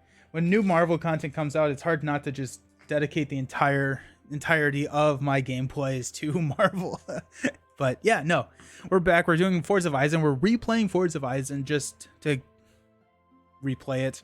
And then yeah, we're continuing on with Voice of Isengard. Okay, so refresh phase, we unexhausted. We're going to increase our threat, which I did, and take time down. We will draw a card. Did another Northern Tracker. Pass out some money. Where is Gildor? Is he safe? Powering through with Elrond always works. I was just getting super frustrated with this quest. I like what Josh was saying. I like drawing cards. He likes drawing cards. So it's a hard quest for people who like drawing cards. And I was just getting frustrated enough that I was like, okay, Elrond, your turn. So. Okay. So let's go Warden of Healing to heal 2. And 1. The reason being is I'm going to defend here. I'm going to take 5. And so this will be a more efficient heal next turn. Actually, yeah. No, let's leave 1 on Elrond and we'll heal the 1 off Grima. Come on, Elrond, Santa Claus, give us something good. We want a Gildor. We get a Feint, which does not work. We'll go to the bottom of the deck. Whiff. Elrond, we're not going to mess with those resources. I think we're going to hang on to those resources so we can drop a Faramir next turn, which pretty much solidifies our questing any Any problem. That's your strategy as well? Yeah. I was just like, you know what? Elrond, I did restrain myself and not put Galadriel in here. Or not Galadriel, Glorfindel in here. I did restrain myself from doing that. I really wanted to, but I was just like, we're not going to do it. Josh is currently dealing with me wigging about the cost of your Marvel United shipping. Played a staging area attack deck against this quest with Sam, Dunehir, and Mary. Worked. Oh, that's cool. Okay. Yeah. I really want to try Dunehir. I want to try Dunehir because we got all the new Rohan cards that Dunehir can attack enemies in the staging area. And we got some cards that lean into that strategy a little bit. It sounds really cool. I also want to try Grima, but Grima's in this quest. They gave us Grima to play, and then the first quest you can't play with them.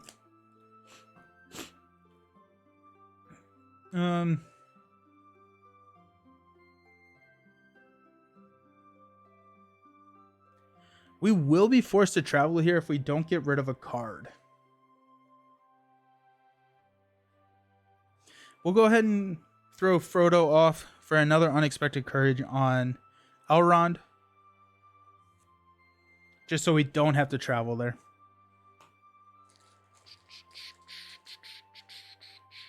We'll go 2. That's going to throw 2 progress tokens there. 4, 7, 9. I don't think we'd need that much, but here we are. So 9 showing 2. I'd rather. It's so satisfying to kill enemies in the stage. Oh yeah. Oh yeah. Oh, that's cool. Yeah. So Sam and Mary. That's interesting. I had thought about running Sam outside of an All Hobbits deck, but I never really thought about running Mary outside of an All Hobbit. But I don't see why that would not be decent, because he would still be sitting at what, 2 attack. Dagger of Westernness puts him at 4. I mean, yeah, he'd be fine. And you have all the tactic stuff, and plus it's a really low threat. Yeah, that's really cool. I like that deck build a lot. Huh, that's cool. We got 2. Okay, well, we got another one of those things. So we quest for 9, so 5 rolls, we're good.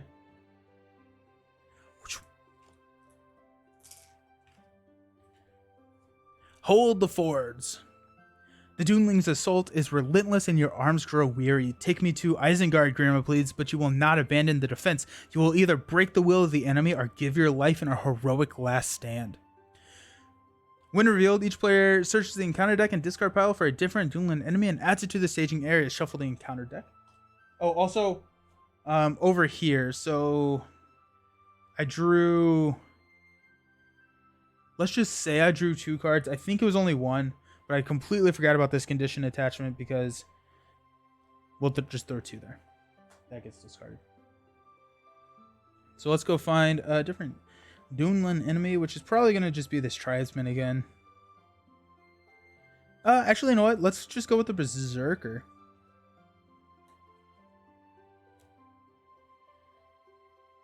No, we're going to grab the guy who doesn't surge. That's always the right answer, I think. Okay. The guy who doesn't surge.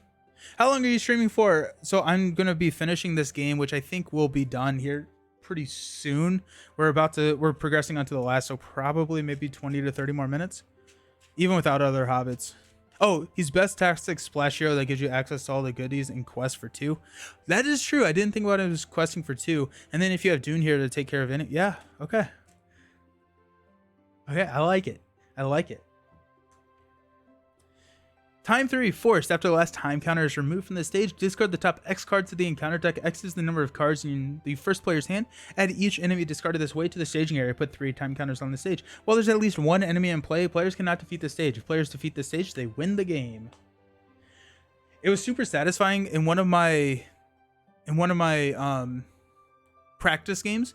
I was running through this stage with 0 cards in hand. And so it was just like, okay, cool, let's go. You know, it was just very fun.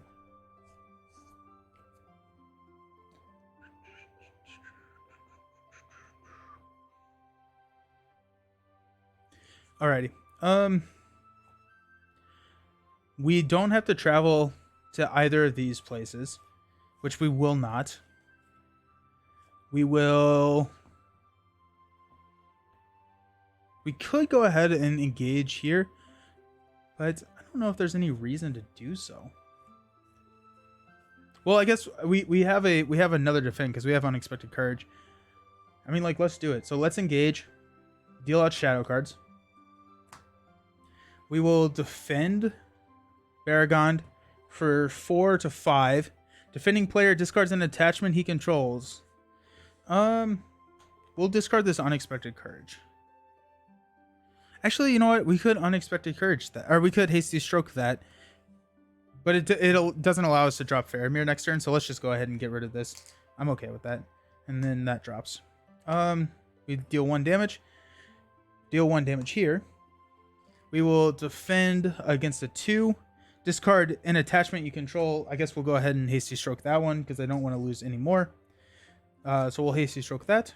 We take no damage, and let's roll back into it. We have to kill this guy first because he's annoying. So we've got... we effectively have to deal 5 damage. So there's 5. I'll kill him. Also, he needs a damage. We have to deal 5 more damage to him. We don't have that. We don't have anything that can bypass the shield, so let's stand up.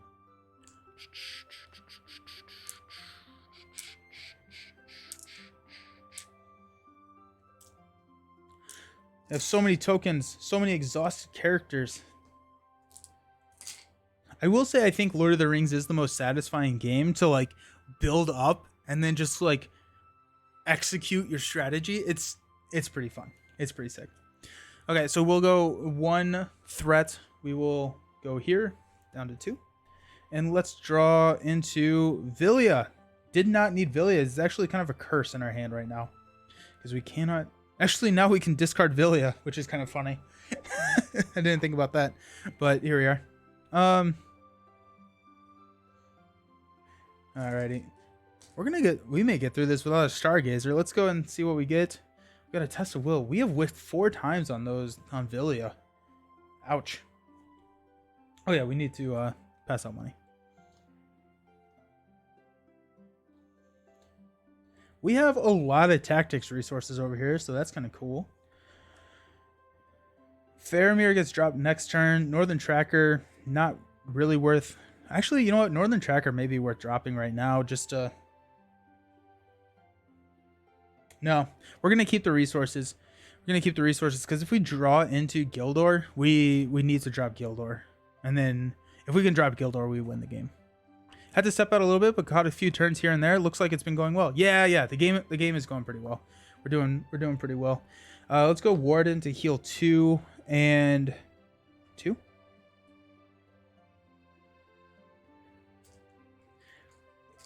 It's been going fairly well, and also we have not obtained what I would consider probably 4 key pieces of the puzzle. We cannot play these because, well, we can't play this card because we don't have any heroes that match it. We can put it into play with Villia, and one of the pieces of the puzzle is a card that allows us to swap this with the top card of our deck. Another card that we're looking for is the card that allows us to set the look at the top 5 and see. And then also Faramir. Faramir is that last... No, there's one more piece. What am I thinking? Oh, well. But Faramir is really, really strong. Okay. So we got 4 cards, so we're not going to be forced to travel. So let's go ahead and... Yep, we'll just go. We got 2, 5, 7, 9. We place 2 and 2. Dropping the no, we would need 2 cards to drop this back down to 2, so we're good. So we're questing for 9. We're showing 4. We're gonna flip into Surge. Attached to the current quest. After each player draws any number of cards, raise his threat by 1. That is absolutely fine. Our threat is not what we're concerned about right now, but this does surge into the Gap of Rohan. While the Gap of Rohan is in the staging area, Dunland enemies get +1 attack. Also, Asphalith. I'd love to see an Asphalith. +1 attack. We're okay with that. We're not going to travel to any of those. So we've got 2, 4, 6. We quested for 9. So 3. 3 out of 16. We'll make our way. Faramir turns this into easy mode. So that's kind of exciting. It's a 3 attack to a 4 defense. No shadow effect. Does get a damage. And then we've got 2, 4, which is enough to kill. So right now, if we don't pull any more enemies, we're good. We will. Don't worry. Time passes. Threat increases. When we draw a card, threat will increase again. So I'm just going to go ahead and do that because I won't remember.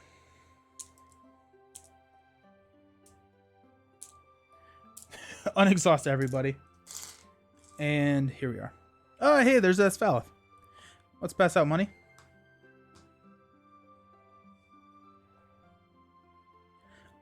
I think Faramir is the right drop here instead of Asphalith.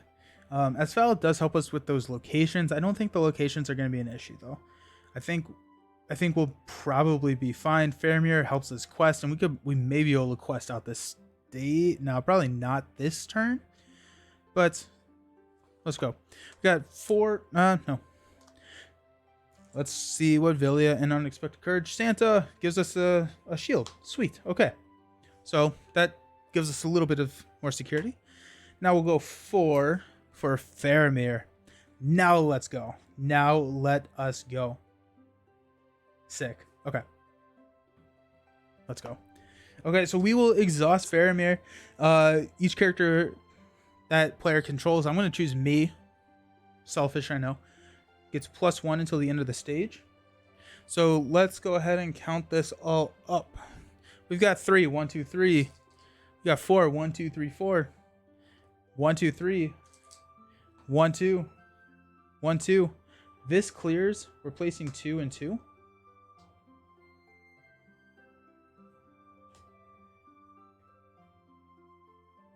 So right now we're questing for 14. It's not enough.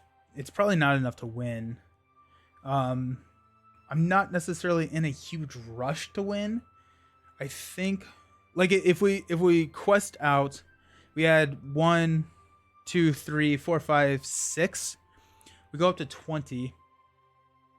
That's not enough. So I'd rather keep everybody out here ready, just in case, or just when things come into play. So, and then we'll win next turn, ideally.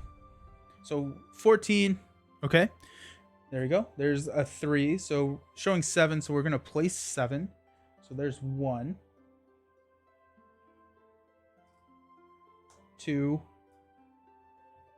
4, 6. So now we're showing 2, 4, 6, 8, 10 out of 16. We're not traveling anywhere. We do have to take care of him eventually, because we can't win if he's in play. I think now's a good time to engage him, because I mean we'll discard 4 cards, get another enemy, but I mean we have to do that eventually no matter what. So let's go ahead and engage him. Discard 1, 2, or I guess 1, 2, 3, 4. While engaged with the player, he gets +1 attack for each card in that player's hand. So he's sitting at a 5 attack. That's fine. Let's deal out those shadow cards.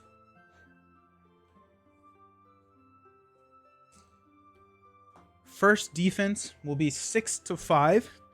Attacking enemy gets +2, because I have 3 or more cards in my hand. So 7, so we deal a damage. Also, he takes a damage because of the spear. Next one is a 5. We'll defend again. Attacking enemy gets +1 if this destroys a character. Does not. So 5, 6. So we take no damage. He takes the damage. Then let's kill. Let's kill.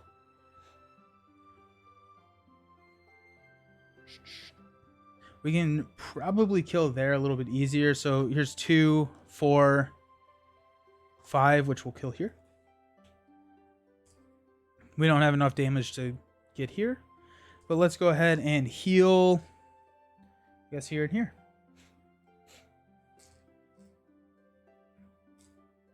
Alrighty. Stand up. Increase threat. Oh, time passes. What does time do? I forgot. Discard the X, so top 4 cards, and put each enemy into the staging area. So 1, 2, 3, 4. Oh, geez. Okay. Well, I'm glad we're built up. Okay, so we're not winning this turn. Hilarious.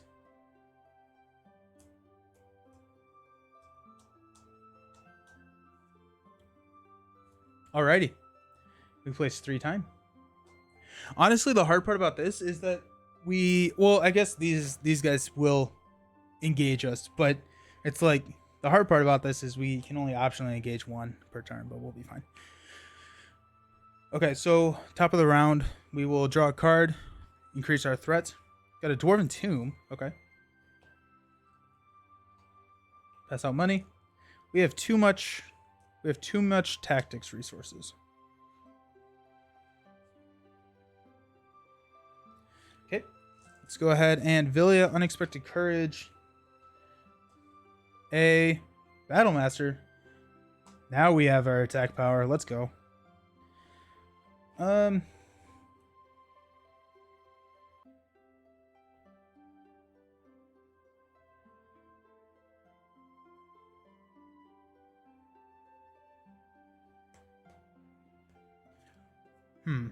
So I'm trying to figure out. I don't really need to discard any cards in my hand right now. These will clear, so we're going to be showing 2, 4, 6. Or if I get rid of a card, 5. Not super concerned about that. Like, the enemies are what's going to prevent us from progressing. We'll quest out easy enough. So with that, we could Dwarven Tomb. What do we have a Dwarven Tomb for? A Test of Will, actually. We could Dwarven Tomb for a Test of Will and just have that security.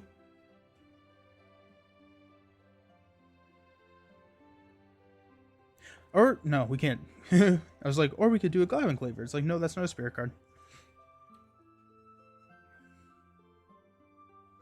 Let's do it. Let's go Dwarven Tomb to grab a Test of Will. We'll just swap those cards out. And we've got Northern Tracker, which will clear here.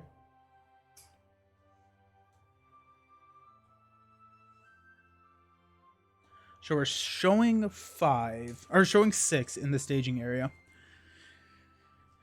We're questing for 1, 3. I'm okay with raising our threat as well. Like, our threat is a non-issue at this point. So I'm kind of thinking of just letting us quest, or maybe lose the quest a little bit.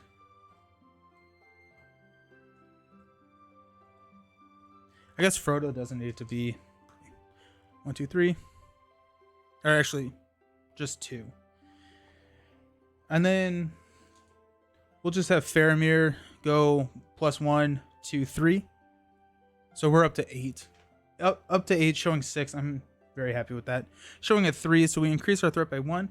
While Forge of the Isen is in the staging area, players cannot gain resources from card effects. After Forge of Isen becomes the active location, each player with fewer than 5 cards in hand draws until they have 5. Okay. So we're at 27. So we won't travel. These will engage us. And actually, a Hasty Stroke may have been a better pull than a Test of Will, but here we are. Let's go ahead and defend against the 5. Gets +1. No damage dealt. We will defend against the 2. Gets +1. No damage dealt. And we got a attack of 2 coming in.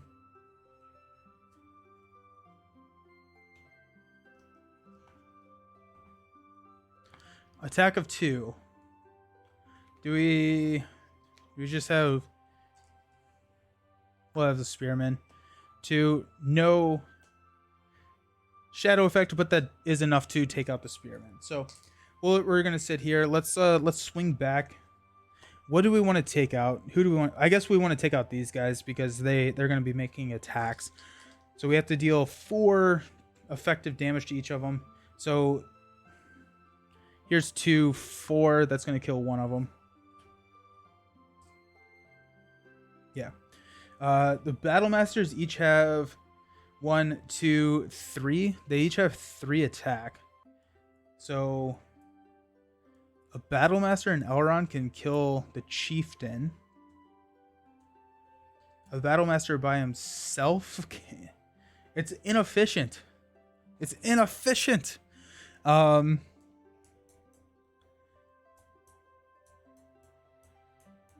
mean, the Berserker's going to run himself into my spear enough, so we'll go 6. 8 to kill the Chieftain. Fine. I will overkill him. It's fine. I'm not upset about it. Let's heal.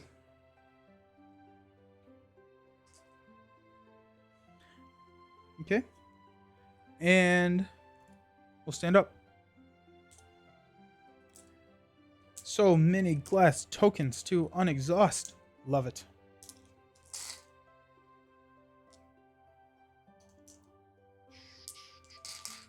Increase our threat to whatever that is. Time ticks. We draw a card. Elrond's Council. We're going to increase our threat because we drew a card.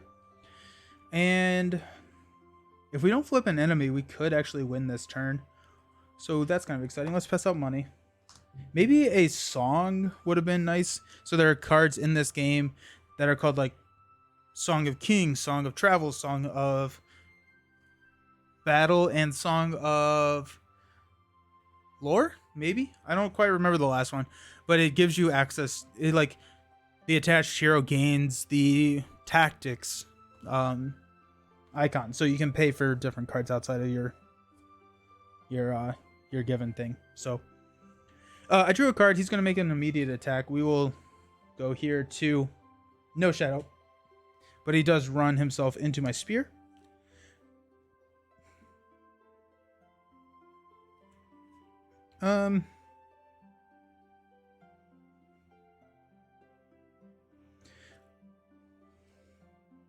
Let's go ahead and go 2 from Asphaleth, or 2 for Asphaleth. Did you say Song of War? Song of Battle, I think? Wisdom. I think it is Song of Wisdom. Yeah, Song of Battle, Song of Wisdom, Song of Travel, Song of Kings.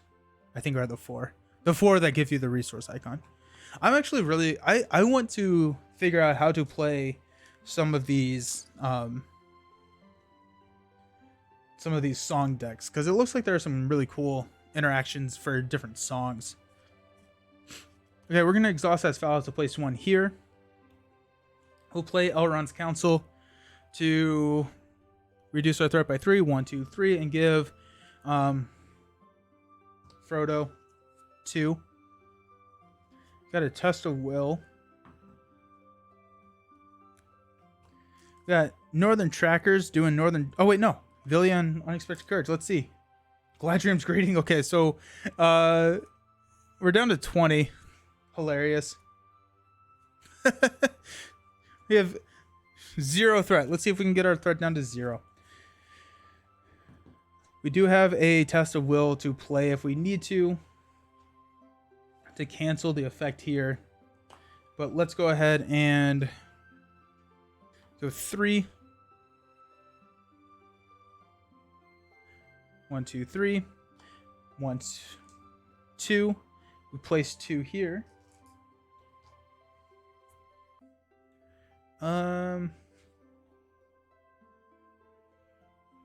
So that's 5. We're showing 3. We do need to actually do some work here. We're showing 10. Let's quest hard. 1, 2. We'll exhaust Faramir. 1, 2, 3, 4. Elrond is 1, 2, 3, 4. So we're questing for 6, 15. We're showing 3. Surge attached to the current quest. After any player draws any number of cards, raise your threat by 1. Surges into Fords of Isen again.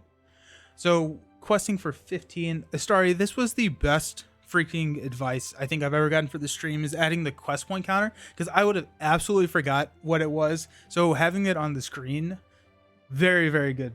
Very, very good call. So we got 3 3, 6, 7. So we're questing for 8. 2, 4, 6, 8. So that is sufficient. We'll leave these here. We will optionally engage this guy. Nelson, hi. Can't stick around. Got to start my stream, but I've been meaning to drop you a follow. Didn't realize you streamed until just the other day. Hey, Jamie. How's it going? Enjoy your stream. Have fun. Thank you. Thank you for the follow. You almost need 3 digits in there right now, right? Right? Oh my gosh, yes. It used to be standard practice to recalculate it 3 times per quest phase, right? Good to see you. Good to see you. Okay, so deal out these shadow cards. Let's go ahead and defend here. Actually, hold up. Yeah, so we'll defend here. This takes the damage. So 2. Discard an attachment you control. That's fine, actually. We'll discard Villia. Sacre bleu. And then we've got 2. We'll take it undefended. Is that insane? Have we seen all the... Discard all the attachments? There's 1. There's 2, yeah. We'll take it undefended. So 2. Attacking enemy makes 1 additional attack after this. We'll just raise our threats. 1, 2. Nope, wrong one. 1, 2. And then another attack. 2. We'll take it undefended. Plus 1. So 3 damage. We'll throw the 3 damage on Elrond. We've got here to kill. Boom. And got 3, 6 to kill here. Game. GG's. Can't wait to catch the stream. Yeah. There you go. Alrighty. GG's. I feel like that was a little bit cleaner than last one, hopefully. Where are all my pieces? There's Bofer. There's another. Here's my other dwarfs. There's Gildor, Stargazer. We're about to get Stargazers, but I mean Stargazer loses her value when we only have like 5 cards in the deck left. So, oh my gosh, sweet, awesome, yes, GG's, thank you. Throw Grima into the river now. Yeah, right. Yeah. Grima's out. Get Grima out of here. Sweet. Okay, so next stream is going to be on Friday morning at 10 a.m. We're going to be starting off the Scarlet Keys campaign for Arkham Horror. If you currently want to, I am running a community poll on the YouTube channel where you can vote for what class I'm going to play. I'm going to be playing a rogue, and then whatever people vote for, I'll probably cut that off tomorrow morning or so because I want to build the decks. So that's going to be starting at 10 a.m. on Friday. So excited about that. I've heard there's a lot of reading, and the story and the lore is really deep. So I'm excited for that. And then we will be back next week for more Marvel. Next Wednesday is going to be more Lord of the Rings. We're going to be taking on the super brutal quest of to catch an orc. We'll see how that goes. We may see some all-stars making their way back to the table because that feels like a pretty brutal quest. I think it's rated a 7 on Bjorn. The scenario, the community ranking of Bjorn. This one's like a 4. I don't know why. I feel like this one, this was a lot breezier. But I'm excited to see. Villain Theory, thanks for the amazing stream. Nice work. Really enjoyed the intro to the game. Awesome. Yeah, if you ever have any questions, please feel free to ask. Super happy to always help with that. But I do think it is a game that you would enjoy. Hey, Seven. Thank you for, have a good day. Thank you all so very much for hanging out. I will see you later. Join the Discord. Look forward to talking to you there. See you around. Peace.